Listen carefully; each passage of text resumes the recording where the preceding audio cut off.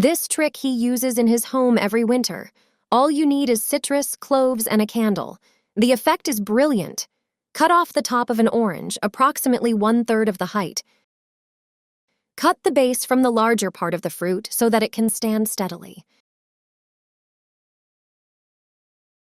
Use a knife to hollow out the center. Next, take a piece of a candle and insert it into the previously prepared hole, as I am doing in the video. Take cloves and insert them evenly around the candle. Prepare 2 wooden toothpicks. Insert them on opposite sides. They should be taller than the candle. On their tops, insert the previously cut end.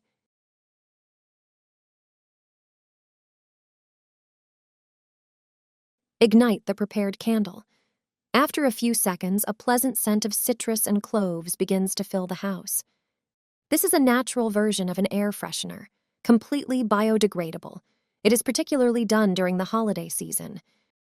You can use tangerines, lemons, limes, and oranges to make them.